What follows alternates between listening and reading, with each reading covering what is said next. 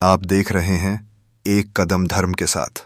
आज मैं आपको सुनाने जा रहा हूं एक ऐसी सच्ची प्रेरणादायक कथा जो बताएगी कि सही नशा क्या होता है और कैसे एक इंसान का बदला हुआ जीवन हजारों को रोशनी दे सकता है। गौतम बुद्ध एक समय भिक्षु थे जिन्होंने संसार के दुखों और अंतहीन तृष्णा से मुक्ति की राह दिखाई। एक दिन वे एक गांव में पहुंचे जहां एक व्यक्ति महेंद्र नामक युवक अपने नशे में धुत पड़ा हुआ था। उसकी आंखों में खालीपन और जीवन की निराशा साफ झलक रही थी। गौतम बुद्ध ने उसे देखा और पास जाकर उसे शांतिपूर्वक कहा, तुम्हारे जीवन का सही मार्ग क्या है महेंद्र? महेंद्र ने हंसी उड़ाते हुए उत्तर दिया, आप जैसे संत लोग क्या समझेंगे? नशा ही असली सुख है। जब तक नशा है दुनिया की सारी परेशानियां और दुख खत्म हो जाते हैं। गौतम बुद्ध मुस्कुराए और धीरे से बोले, सभी चीजें अस्थायी हैं महेंद्र, नशा भी। इसका असर कुछ समय के लिए होता है, लेकिन जब यह खत्म हो जाता है तो तुम्हें और भी बड़ा खालीपन महसूस होता है। महेंद्र चुप हो गया, लेकिन बुद्ध की बातों ने उसकी आत्मा को झकझोर दिया। बुद्ध ने उसे एक और सवाल पूछा, क्या तुम चाहते हो कि यह खालीपन हमेशा तुम्हारे जीवन में रहे, या तुम कुछ ऐसा पाना चाहते हो जो स्थायी सुख दे? महेंद्र को जैसे एक नई रोशनी मिली। उसने धीरे धीरे नशे को छोड़ दिया और गौतम बुद्ध से उपदेश लेना शुरू किया। वे दिन प्रतिदिन अपने जीवन में शांति और संतुलन की ओर बढ़ने लगे। नशा, जो उन्हें अस्थायी सुख देता था, अब एक अधूरा अनुभव लगने लगा। कुछ महीनों बाद महेंद्र ने बुद्ध से कहा, अब मुझे समझ में आया कि नशा केवल भ्रामक सुख है जो हमें केवल और अधिक दुख की ओर ले जाता है। सही रास्ता आत्मज्ञान और ध्यान में है। गौतम बुद्ध ने संतुष्ट होकर कहा, जब तुम अपने भीतर के सच को पहचान लोगे तब हर चीज बदल जाएगी महेंद्र, यह नशा भी और तुम्हारा जीवन भी। महेंद्र ने खुद को पूरी तरह बदल लिया। उसकी आंखों में अब खालीपन नहीं बल्कि शांति और संतोष का आभास था। उसका जीवन एक नई दिशा में मोड़ ले चुका था। गौतम बुद्ध की यह शिक्षा न केवल महेंद्र के लिए बल्कि पूरे गांव के लिए एक प्रेरणा बन गई कि असली सुख और शांति नशे में नहीं बल्कि आत्मज्ञान और संतुलन में है। महेंद्र का नया जीवन पूरे गांव में चर्चा का विषय बन गया। जो लोग पहले उसे शराब खाने में देखते थे अब उसे सुबह सुबह नदी के किनारे ध्यान करते हुए पाते। उसकी चाल में स्थिरता थी, चेहरे पर हल्की मुस्कान और आंखों में गहरी करुणा। एक दिन गांव का एक पुराना मित्र रघु उसके पास आया। रघु अब भी नशे का आदी था। उसने व्यंग्य से कहा, अरे महेंद्र, तू तो संत बन गया लगता है, लेकिन सच बता, क्या सच में यह सब ध्यान योग तुझे पहले से ज्यादा सुख दे रहा है? महेंद्र ने उसे पानी पिलाया और धीरे से कहा, रघु, पहले मैं नशे में अपना दुख भूलने की कोशिश करता था, पर वह केवल कुछ घंटों के लिए गायब होता था। अब मैं ध्यान में अपने दुख को समझता हूं और वह हमेशा के लिए मिट जाता है। रघु हंसने लगा, यह सब बातें मुझे समझ नहीं आती। महेंद्र ने उसे बुद्ध की एक सीख सुनाई, जब मन को बाहरी चीजों से सुख मिलता है तो वह टिकता नहीं, लेकिन जब मन भीतर से शांत हो जाता है तब बाहर का कोई तूफान तुम्हें हिला नहीं सकता। रघु ने पहली बार महेंद्र की आंखों में वह चमक देखी जो पहले कभी नहीं थी। अगले ही दिन रघु महेंद्र के साथ बुद्ध के प्रवचन में गया। वहां बुद्ध ने कहा, मनुष्य का सबसे बड़ा नशा लालच, क्रोध और मोह है। इन्हें जीत लिया तो दुनिया की कोई आदत तुम्हें बांध नहीं सकती। यह वाक्य रघु के दिल में गहराई तक उतर गया। उसने उसी क्षण नशा छोड़ने का संकल्प लिया। समय बीतता गया और महेंद्र तथा रघु दोनों बुद्ध के अनुयायी बन गए। अब वे गांव गांव जाकर लोगों को सिखाने लगे कि असली नशा ज्ञान, दया और करुणा में है। एक ऐसा नशा जो जीवन को बदल देता है और मृत्यु के बाद भी अमर कर देता है। गांव के बुजुर्ग अक्सर कहते, जिस महेंद्र को हमने गली में नशे में गिरा देखा था वही आज हमारी आंखें खोल रहा है। सच ही कहा था बुद्ध ने, जब सही नशा चढ़ता है तो सब कुछ बदल जाता है। एक दिन बुद्ध अपने शिष्यों के साथ उसी गांव में लौटे जहां महेंद्र और रघु अब सेवा कर रहे थे। गांव में बड़ा उत्सव सा माहौल था, क्योंकि लोग जानते थे कि बुद्ध का आना उनके जीवन में नई रोशनी लेकर आता है। महेंद्र ने बुद्ध के चरणों में झुककर कहा, गुरुजी, मैंने आपका संदेश फैलाने की कोशिश की है, लेकिन अब भी कई लोग हैं जो नशे, लालच और क्रोध में डूबे हैं। मैं उन्हें बदलना चाहता हूं, पर कभी कभी लगता है कि यह असंभव है। बुद्ध ने शांत स्वर में उत्तर दिया, महेंद्र, याद रखो, बीज बोना तुम्हारा काम है, अंकुर फूटना प्रकृति का। हर व्यक्ति का समय अलग होता है। कुछ अभी बदलेंगे, कुछ सालों बाद, और कुछ शायद अगले जन्म में, लेकिन बीज अवश्य बोना है। उसी समय गांव के बीचों बीच एक हंगामा मच गया। एक युवक अपने पिता से जमीन के लिए झगड़ रहा था और गुस्से में अपशब्द कह रहा था। लोग इकट्ठा हो गए, पर कोई बीच बचाव नहीं कर रहा था। महेंद्र ने आगे बढ़कर युवक का हाथ थामा और बोला, भाई, मैं तुम्हें जानता हूं। तुम्हारे पिता ने ही बचपन में तुम्हें पढ़ाया लिखाया, और आज तुम उनसे इस तरह बात कर रहे हो। युवक ने ताना मारते हुए कहा, तू मेरा उपदेशक मत बन। तू भी तो पहले नशे में पड़ा था, भूल गया? महेंद्र ने मुस्कुराकर कहा, हाँ, मैं भूल गया था कि सही रास्ता क्या है, लेकिन गुरु बुद्ध ने मुझे याद दिलाया, अगर मैं बदल सकता हूं तो तुम भी बदल सकते हो। बुद्ध पास आकर बोले, क्रोध सबसे खतरनाक नशा है, क्योंकि यह बुद्धि को अंधा कर देता है। जैसे शराब पीने के बाद इंसान अपनी सीमा भूल जाता है, वैसे ही क्रोध में इंसान सही और गलत की पहचान खो देता है। युवक का चेहरा झुक गया। उसने अपने पिता से माफी मांगी और कहा, मुझे अपना असली नशा ढूंढना है, जो मुझे विनाश नहीं बल्कि निर्माण की ओर ले जाए। उस दिन से वह भी महेंद्र और रघु के साथ सेवा में लग गया। धीरे धीरे गांव में बदलाव साफ दिखने लगा। जहां पहले शराब खाने और झगड़े आम थे, वहां अब ध्यान सभा और दया के काम होते थे। बुद्ध ने जाते जाते मुस्कुराकर कहा, जब एक महेंद्र बदलता है तो एक गांव बदल सकता है, और जब एक गांव बदलता है तो पूरी दुनिया बदल सकती है। समय बीतता गया और बुद्ध के आशीर्वाद से वह गांव अब एक मिसाल बन चुका था। पहले जो जगह नशे और कलह के लिए बदनाम थी, अब वहां सुबह सुबह नदी किनारे बच्चों की हंसी, भजन की ध्वनि और ध्यान की घंटियां गूंजने लगी थीं। एक दिन दूर के एक व्यापारी की नजर इस गांव पर पड़ी। वह अपने काम से वहां से गुजर रहा था, लेकिन गांव की शांति और लोगों की आंखों में चमक देखकर रुक गया। उसने महेंद्र से पूछा, भाई, यह तो चमत्कार है। मैंने सुना था कि यह गांव बिगड़े लोगों का अड्डा था। यह बदलाव कैसे आया? महेंद्र ने मुस्कुराते हुए कहा, यह बदलाव किसी जादू से नहीं, बल्कि एक सही नशे से आया है। ज्ञान, करुणा और सेवा का नशा। व्यापारी को महेंद्र की बात सुनकर हंसी आ गई। नशा? मैंने तो सोचा था नशा बर्बाद करता है। रघु आगे आया और बोला, हाँ, गलत नशा बर्बाद करता है, लेकिन सही नशा जीवन बनाता है। जब मन को सत्य का स्वाद लग जाता है तो वह झूठी खुशियों की तरफ लौटना ही नहीं चाहता। व्यापारी कुछ देर सोचता रहा, फिर उसने एक गहरी सांस ली और कहा, अगर यह सच है तो मैं भी इस नशे में डूबना चाहता हूं। महेंद्र ने उसे बुद्ध के पास ले जाकर परिचय कराया। बुद्ध ने व्यापारी को देखकर कहा, तुम्हें अपनी यात्रा का मकसद बदलना होगा। अभी तुम सोने चांदी के लिए सफर कर रहे हो, अब सत्य की तलाश के लिए सफर करना। व्यापारी ने सिर झुका लिया। अगले ही दिन उसने अपने धन का एक हिस्सा जरूरतमंदों में बांट दिया और गांव में रुककर साधना शुरू कर दी। धीरे धीरे महेंद्र का बदला हुआ जीवन केवल गांव ही नहीं, बल्कि आसपास के कई कस्बों और शहरों में भी चर्चा का विषय बन गया। लोग कहते, अगर एक इंसान अपनी बुरी आदतें छोड़कर इतना बदल सकता है तो हम क्यों नहीं? बुद्ध ने अंतिम बार उस गांव से विदा लेते हुए कहा, महेंद्र, तुम्हारी कहानी अब तुम्हारी नहीं रही। यह हर उस व्यक्ति की कहानी है जो सही नशा अपनाकर अपना और दूसरों का जीवन बदलना चाहता है। गांव के लोग घंटों तक बुद्ध की छवि को विदा होते देखते रहे, और महेंद्र, वह अब सिर्फ एक इंसान नहीं था, वह परिवर्तन का प्रतीक बन चुका था। बुद्ध के विदा होने के बाद भी गांव का उत्साह कम नहीं हुआ, बल्कि उनके शब्द लोगों के दिलों में और गहराई से उतर गए। महेंद्र अब सिर्फ ध्यान और प्रवचन ही नहीं करता था, बल्कि उसने गांव में एक ज्ञान सभा शुरू की। हर शाम वहां आग जलाकर लोग इकट्ठा होते, अपनी कहानियां सुनाते, अनुभव साझा करते और नए आने वालों को सही रास्ते की ओर ले जाते। एक दिन सभा में एक महिला आई। उसका नाम कुसुम था और वह दूसरे गांव से आई थी। उसकी आंखों में थकान और मन में दर्द साफ झलक रहा था। उसने कांपते स्वर में कहा, मेरा पति नशे में डूबा है, घर की हालत खराब है। मैं चाहती हूं कि वह बदले, लेकिन लाख समझाने पर भी सुनता नहीं। महेंद्र ने उसे ध्यान से देखा और कहा, कुसुम, कभी कभी बदलाव सीधे शब्दों से नहीं आता। पहले हमें अपने जीवन में शांति और प्रेम का दीप जलाना होता है, ताकि सामने वाला खुद उसकी रोशनी की तरफ खींचा चला आए।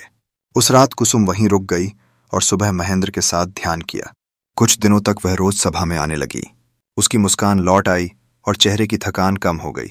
कुछ हफ्तों बाद उसका पति भी गांव में आया। पहले तो वह झिझकता रहा, पर जब उसने देखा कि कुसुम अब पहले जैसी नहीं रही, उसके चेहरे पर एक अनोखी चमक है, तो वह खुद पूछ बैठा, तुम बदल कैसे गई? कुसुम ने केवल इतना कहा, मैंने नशा नहीं छोड़ा, मैंने नशा बदला है। अब मैं उस नशे में हूं जो मुझे तोड़ता नहीं बल्कि जोड़ता है। पति को यह सुनकर अजीब लगा, लेकिन जिज्ञासा भी हुई। अगले दिन वह सभा में बैठा और पहली बार बुद्ध की सीख सुनी। धीरे धीरे उसने शराब छोड़ दी और पति पत्नी दोनों सेवा कार्य में लग गए। महेंद्र यह सब देख रहा था। उसके मन में बुद्ध की बात गूंज रही थी। जब एक दीपक जलता है तो उसकी लौ से हजारों दीपक जलाए जा सकते हैं, बिना उसकी रोशनी कम हुए। अब महेंद्र जानता था कि यह यात्रा अंतहीन है, क्योंकि हर नया दीपक आगे और रोशनी फैलाने वाला है। गांव अब सिर्फ एक गांव नहीं रहा, वह एक चलती फिरती प्रेरणा बन चुका था।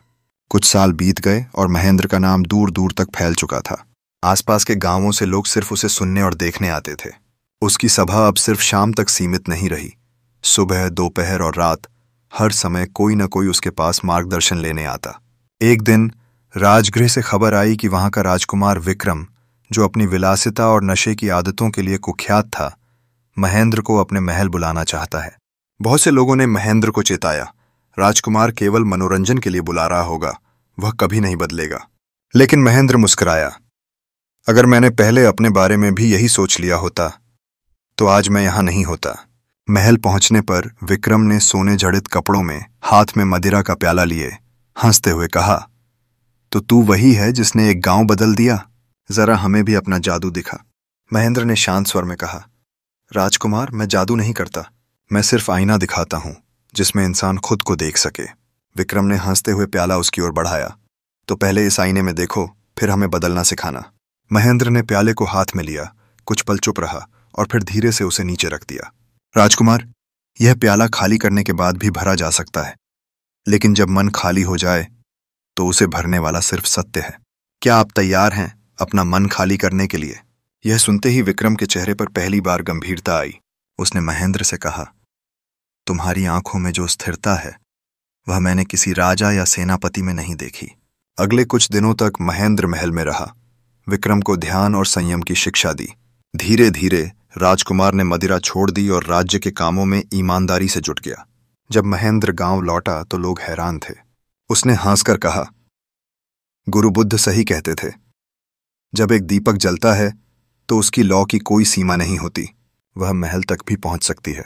अब महेंद्र को पता था कि उसकी यात्रा केवल गांवों तक सीमित नहीं, बल्कि पूरी धरती तक फैलने वाली है। राजकुमार विक्रम के बदलने की खबर पूरे मगध राज्य में फैल गई। जो लोग पहले उसे अहंकारी और व्यसनी के रूप में जानते थे, अब उसकी ईमानदारी और दयालुता के किस्से सुनने लगे। यह परिवर्तन इतना अद्भुत था कि खुद मगध के महाराज ने महेंद्र को राजमहल बुलाया। महल के विशाल सभागृह में राजा ने कहा, महेंद्र, तुमने मेरे पुत्र को बदलकर मेरे राज्य को बदल दिया है। मैं तुम्हें सोने चांदी से पुरस्कृत करना चाहता हूं। महेंद्र ने विनम्रता से सिर झुकाया और कहा, महाराज, मैं सोना चांदी लेकर क्या करूंगा?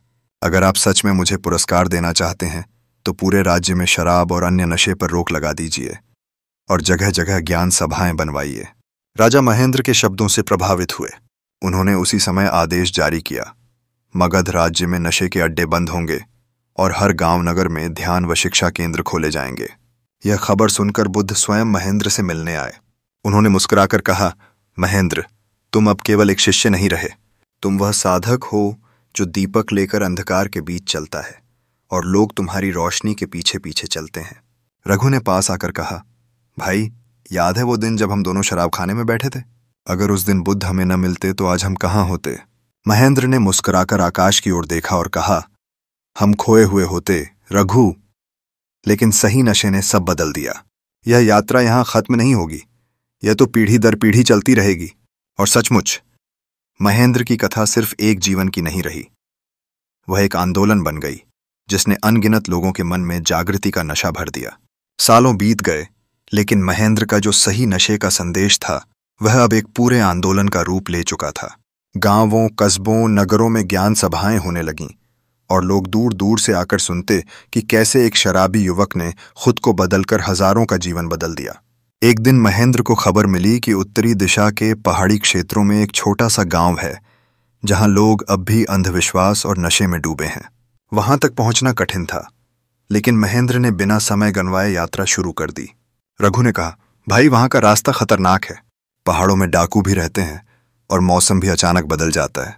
महेंद्र ने शांत स्वर में उत्तर दिया, अगर डर के कारण हम रोशनी नहीं ले जाएंगे तो अंधेरा खुद कभी खत्म नहीं होगा। कई दिनों की कठिन यात्रा के बाद वे पहाड़ों के बीच बसे उस गांव में पहुंचे।